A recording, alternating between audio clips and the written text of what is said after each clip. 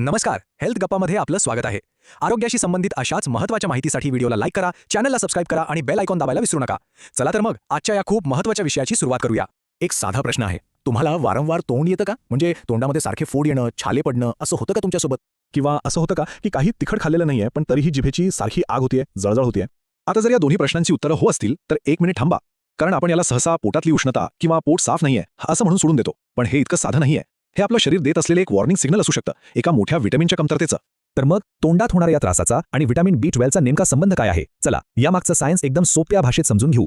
Vitamin B12 नाव तर आपण सगळ्यांनी ऐकलंय, पण हे इतकं महत्त्वाचं काय आहे? कारण आपल्या शरीराचा पायाच यावर अवलंबून आहे. आपल्या रक्तातल्या लाल पेशी बनवण्यासाठी आणि आपले DNA तयार करण्यासाठी व्हिटॅमिन B12 खूपच आवश्यक आहे. आता ही गोष्ट जरा नीट ऐका, खूप इंटरेस्टिंग आहे. आपल्या शरीरातल्या काही पेशी खूप फास्ट काम करतात आणि काही एकदम आरामात. आपल्या तोंडाच्या आणि जिभेच्या पेशी आहेत ना, त्या एकदम फास्ट फॉरवर्ड मोडमध्ये असतात, सतत नवीन बनत असतात, बदलत असतात. या उलट आपल्या नसांमधल्या पेशी खूप हळू बदलतात आणि म्हणूनच जेव्हा शरीरात B12ची कमतरता सुरू होते तेव्हा सगळ्यात पहिला फटका या फास्ट बदलणाऱ्या तोंडाच्या पेशींना बसतो. गंमत म्हणजे तुमच्या ब्लड रिपोर्टमध्ये काही दिसण्याआधीच तुमचं तोंड तुम्हाला सिग्नल द्यायला लागतं. चला मग आता एक एक करून ते 3 धोक्याचे संकेत ओळखूया जे आपलं तोंड आपल्याला देत असतं. पहिला आणि सगळ्यात महत्त्वाचा संकेत आहे ग्लोसायटिस, म्हणजेच जीभ एकदम गुळगुळीत आणि लाल भडक दिसणं. कधी आरशात स्वतःची जीभ निरखून बघितली आहे का? तिच्यावर छोटे छोटे दाणे किंवा उंचवटे असतात, बरोबर? त्यांना पॅपिला म्हणतात. पण B12 कमी झालं की हे दाण्याच गायब होतात आणि जीभ बनते एकदम सपाट, गुळगुळीत.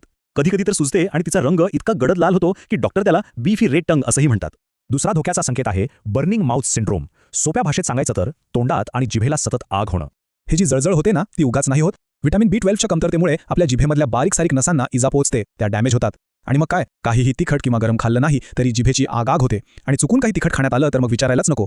आणि तिसरा संकेत जो खूप लोकांमध्ये दिसतो तो म्हणजे वारंवार तोंड येणं, ज्याला आपण माउथ अल्सर्स म्हणतो. आता तोंड येणं तसं कॉमन आहे, पण इथे फरक आहे सतत तोंड येण्याचा. म्हणजे पांढरे किंवा पिवळे फोड येतात, ते बरे व्हायला खूप वेळ लागतो आणि बरे झाले की महिन्याभरात परत येतात. हे चक्र जर सारखं सुरू असेल तर हे B12च्या कमतरतेचं एक स्पष्ट लक्षण असू शकतं. या लक्षणांबद्दल ना आपल्याकडे बरेच गैरसमज आहेत. चला आज ते दूर करूया आणि त्यामागचं खरं सत्य काय आहे ते बघूया. सगळ्यात मोठा गैरसमज, अरे पोटात उष्णता वाढलीये म्हणून तोंड आले. हो, हे एक कारण असू शकतं, पण सत्य हे आहे की जर तुम्हाला सतत तोंड येत असेल आणि त्याचबरोबर दिवसभर खूप थकल्यासारखं, गळून गेल्यासारखं वाटत असेल तर हे फक्त उष्णतेचं नाही तर व्हिटॅमिन B12 किंवा आयर्नच्या कमतरतेचं एक मोठं लक्षण आहे. दुसरा एक गैरसमज, B12 कमी आहे की नाही हे फक्त ब्लड टेस्टमध्येच कळतं. पण सत्य हे आहे की तुमची बॉडी खूप हुशार आहे. ती तुम्हाला आधीच सिग्नल द्यायला सुरुवात करते. तुमची जीभ हा त्यातलाच एक महत्त्वाचा सिग्नल आहे, जो ब्लड रिपोर्टमध्ये प्रॉब्लेम दिसण्याच्या खूप आधीच तुम्हाला सावध करतो.